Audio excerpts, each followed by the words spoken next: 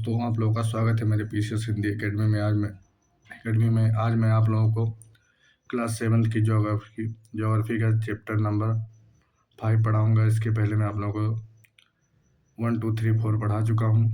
दोस्तों, चैप्टर का नाम है जल। जल के बारे में आप सोचने पर आपके मस्तिष्क में क्या चित्र बनता है? आप नदी, जलप्रपात, वर्षा या रिमझिम अपने नल के जल के बारे में सोचने लगते हैं। बच्चे वर्षा से भरे गड्ढे में कागज की नाव तैराकर बहुत खुश होते हैं। दोपहर तक गड्ढे में जमा जल गायब हो जाता है। वह जल कहाँ चला जाता है? दोस्त बताता है कि वर्षा के समय जब जो छोटे छोटे गड्ढों में जल जल रहता है, सुबह रहता है, दोपहर में गायब हो जाता है, वो कहाँ चला जाता है? सूर्य के ताप के कारण वह जल वाष्पित हो जाता है। ठंडा होने पर जलवाष्प संघनित होकर बादलों के रूप ले लेता है। जब जलवाष्प ठंडा होने पर दोस्त जब संघनित होता है तो वह बादलों का रूप ले लेता है।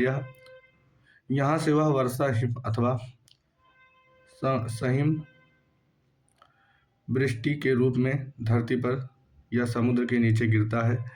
जिस प्रक्रम में जल लगातार अपने स्वरूप को बदलता रहता है जल अपने स्वरूप को लगातार बदलता रहता है और महासागरों एवं वायुमंडल एवं धरती के बीच चक्कर लगाता रहता है, उसे जल चक्र कहते हैं। हमारी पृथ्वी थलशाला के समान, जो एक जल शताब्दियों पूर्व उपस्थित था, वही आज भी मौजूद है। जिस जल का प्रयोग हम हरियाणा के खेत में सिंचाई के लिए कर रहे हैं, हो सकता है वह जल सैकड़ों वर्ष पहले अमेजन नदी में बहता हो। आलवड़ जल के मुख्य स्रोत। आलवड़ जल के मतलब दोस्त पीने योग्य जल, मतलब मीठा जल। नदी, तालाब, सोते एवं हिमनद हैं। महासागरों एवं समुद्रों के जल लवणीय होते हैं। महासागर जो होते हैं उन समुद्रों के जल जो होते हैं दोस्तों, वो लवणीय होते हैं। इनमें अधिकांश नमक सोडियम क्लोराइड या खाने में उपयोग किया जाने वाले नमक होते हैं। समुद्र और महासागरों के जल में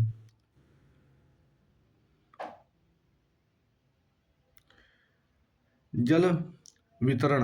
हम जानते हैं कि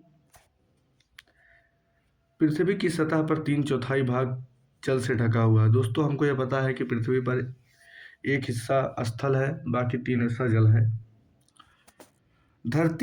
यदि धरती पर थल की अपेक्षा जल अधिक है तो अनेक देशों में जल की कमी का सामना क्यों करना पड़ता है? दोस्त, ये कह रहा है कि जल अधिक है फिर भी अनेक देशों में जल की कमी का सामना क्यों करना पड़ रहा है? क्या पृथ्वी पर मौजूद संपूर्ण जल हमारे लिए उपलब्ध है? निम्नलिखित तालिका में जल के वितरण का प्रतिशत दिया गया है। महासागर में 97.3, बर्फ क्षत्रक में 0.20, भूमिगत जल 0068, झील में 0.009, स्थलीय समुद्र एवं नमकीन झीलों में 0.009, वायुमंडल में 0.0019, नदियाँ 0.0001। लवणता 1000 ग्राम जल में मौजूद नमक की मात्रा होती है। महासागर की औसत लवणता 35 भार प्रति 1000 ग्राम है। इजराइल के मृत सागर में 340 ग्राम प्रति लीटर लवणता होती है। तैराक इसमें पलव कर सकते हैं क्योंकि नमक की अधिकता इसमें सघन बना देती है। साधारण क्रियाकलाप द्वारा जल के वितरण को प्रदर्शित किया जा सकता है। 2 लीटर जल ने, मान लें कि यह पृथ्वी की सतह पर जल की संपूर्ण मात्रा है। बर्तन से 12 चम्मच जल माप कर दूसरे कटोरे में रख दे। बर्तन से जल निकालने के बाद शेष जल को लवणीय जल को दर्शाता है, जो महासागर एवं समुद्र में पाया जाता है। यह जल उपभोग के लिए उपयुक्त नहीं होता है। यह लवणीय जल नमक युक्त होते हैं। कटोरे से निकालकर रखा गया 12 चम्मच जल पृथ्वी पर मौजूद संपूर्ण आलवण जल की मात्रा को दर्शाता है। चित्र में इस जल के वितरण को दर्शाया गया है। आप स्वयं देखें कि आप जल की कितनी मात्रा का उपयोग कर सकते हैं। जीवन के लिए जल अति आवश्यक है। दोस्त बताया गया है कि जीवन के लिए जल अति आवश्यक है। प्यास से होने पर केवल जल ही हमारी प्यास को बुझा सकता है। ऐसे में आपको क्या ऐसा नहीं लगता है कि लापरवाही से जल का उपयोग करने पर हम बिल्कुल संसाधन को बर्बाद करते हैं? सॉरी दोस्तों, बिल्कुल नहीं लिखा है बहुमूल्य, लिखा है लापरवाही से जल का उपयोग करने पर हम बहुमूल्य संसाधन को बर्बाद करते हैं। दोस्त मतलब बिना मतलब के अगर हम जल का दोहन करते हैं या जल को बिना उपयोग के हम खराब करते हैं तो वह हम बहुमूल्य संसाधन को बर्बाद करते हैं।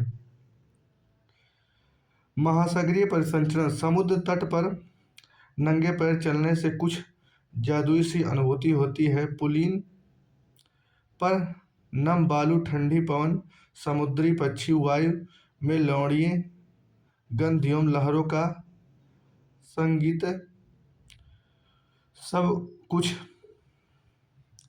सम्मोहित करने वाली प्रतीत होता है।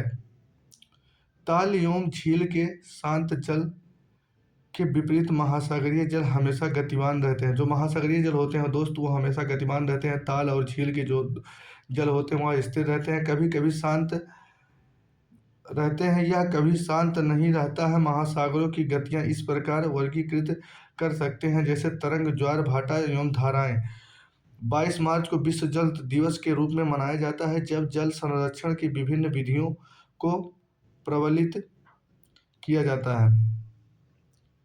तरंगे। समुद्र तट पर गेंद से खेलते समय जब गेंद जल में गिरता है तो क्या होता है?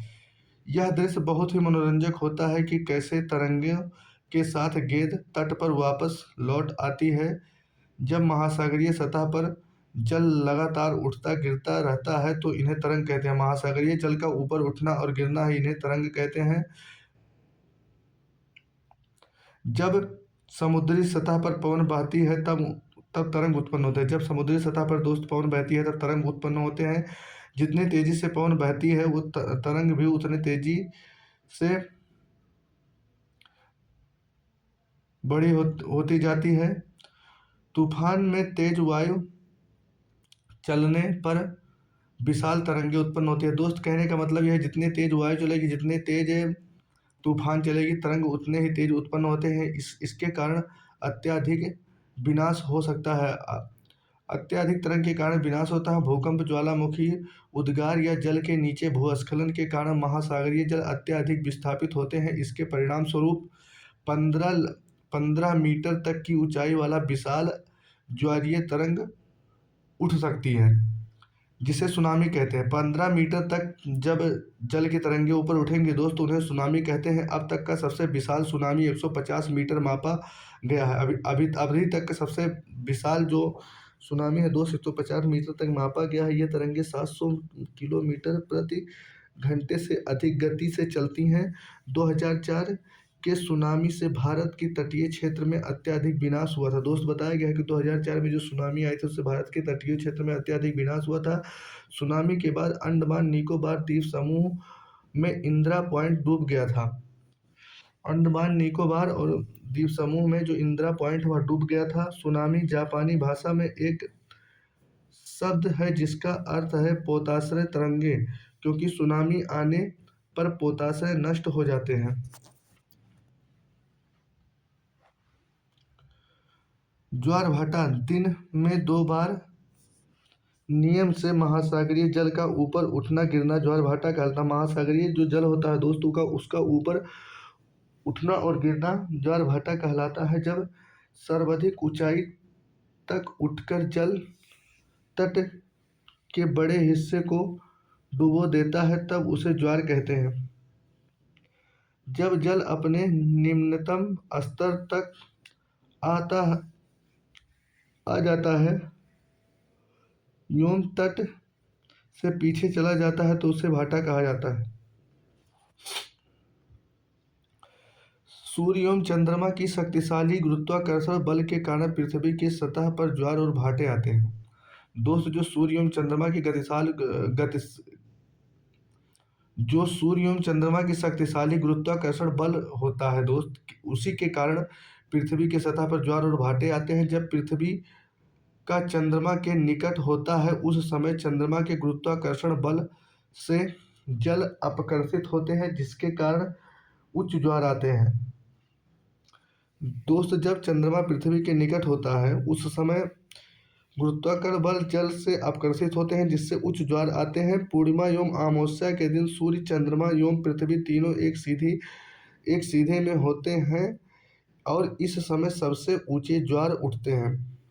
पूर्णिमा के और अमावस्या के दिन दोस्तों सबसे उच्च ज्वार उठते हैं। इस ज्वार को बृहद ज्वार कहते हैं। पूर्णिमा और अमावस्या के दिन जो ज्वार उठता है दोस्तों उसे बृहद ज्वार कहते हैं। लेकिन जब चाँद अपने प्रथम एवं अंतिम चतुर्थांश में होता है तो चाँद एवं सूर्य का गुरुत्वाकर्षण बल विपरीत दिशा से महासागरीय जल पर पड़ता है। परिणाम स्वरूप विभिन्न निम्न ज्वार आता है।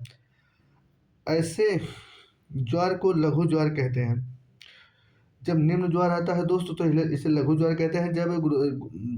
जब सूर्य एवं चंद्रमा का गुरुत्वाकर्षण कम होता है तो निम्न ज्वार आते हैं। ऐसे ज्वार को लघु ज्वार कहते हैं। उच्च ज्वार नौ संचालन में सहायक होता है। जो उच्च ज्वार होता है दोस्त नौ संचालन में सहायक होता है। ये जल स्तर को तट की ऊंचाई तक पहुंचाते हैं। जो ज्वार होते हैं जल स्तर को तट की ऊंचाई तक पहुंचाते हैं। ये जहाज को बंदरगाह तक पहुंचाने में सहायक होते हैं। जो उच्च ज्वार होते हैं दोस्त ये जहाज को बंदरगाह तक पहुंचाने में सहायक होते हैं। उच्च ज्वार मछली पकड़ने में भी मदद करते हैं। जो हमारे उच्च ज्वार होते हैं मछली पकड़ने में भी मदद करते हैं। उच्च ज्वार के दौरान अनेक मछलियां तट के निकट आ जाती हैं। इसके परिणाम स्वरूप मछुआरे बिना कठिनाई के मछलियां पकड़ पाते हैं। कुछ स्थानों पर ज्वार भाटा से होने वाले जल के उतार चढ़ाव का उपयोग विद्युत उत्पादन के लिए किया जाता है। महासागरीय धाराएं निश्चित दिशा में महासागरीय सतह पर नियमित रूप से बहने वाली जल धाराएं होती हैं। जो महासागरीय धाराएं होती हैं दोस्त या महासागरीय सतह पर नियमित रूप से बहने वाली धाराएं होती हैं। महासागरीय धाराएं गर्म एवं ठंडी हो सकती हैं। महासागरीय जो धाराएं हैं दोस्तों या गर्म और ठंडी हो सकती सामान्यतः गर्म महासागरीय धाराएं भूमध्य रेखा के निकट उत्पन्न होती है। सामान्यतः जो गर्म महासागरीय धाराएं होती है दोस्तों भूमध्य रेखा के निकट उत्पन्न होती हैं एवं ध्रुवों की ओर प्रवाहित होती हैं। ठंडी धाराएं ध्रुवों एवं उच्च अक्षांशों से उष्णकटिबंधीय एवं निम्न अक्षांशों की ओर प्रवाहित होती हैं। लेब्राडोर महासागरीय शांत महासागरीय धाराएं शीत जल धाराएं होती हैं। जब गल्फ स्ट्रीम गर्म जलधारा होती है। महासागरीय धाराएं किसी क्षेत्र के तापमान को प्रभावित करती हैं। गर्म धाराओं से स्थलीय सतह का तापमान गर्म हो जाता है। जिस स्थान पर गर्म एवं शीत धाराएं मिलती हैं वह स्थान विश्व भर में सर्वोत्तम मत्स्य क्षेत्र माना जाता है। जापान के आसपास एवं उत्तरी अमेरिका एवं पूर्वी तट पर इसके कुछ उदाहरण हैं। जहाँ गर्म एवं ठंडी धाराएं मिलती हैं वहाँ कोहरे वाला मौसम बनता है। दोस्तों जहाँ गर्म और ठंडी धाराएं मिलती हैं वहाँ कोहरे वाला मौसम बनता है। इसके फलस्वरूप नौ संचालन में बाधा उत्पन्न होती है। ठंड गर्म धाराएं जहाँ मिलती है दोस्त वहाँ कोहरे का मौसम होता है। इसके परिणाम स्वरूप नौ संचालन में बाधा उत्पन्न होती है। दोस्तों मुझे उम्मीद है कि आप लोगों को ये क्लास समझ में आई होगी। दोस्तों यदि आप लोगों को समझ में आया तो लाइक कीजिए, कमेंट कीजिए और अपने दोस्तों के पास शेयर कीजिए। मिलते हैं अगली क्लास में, तब तक के लिए नमस्कार, बाय बाय, टेक केयर।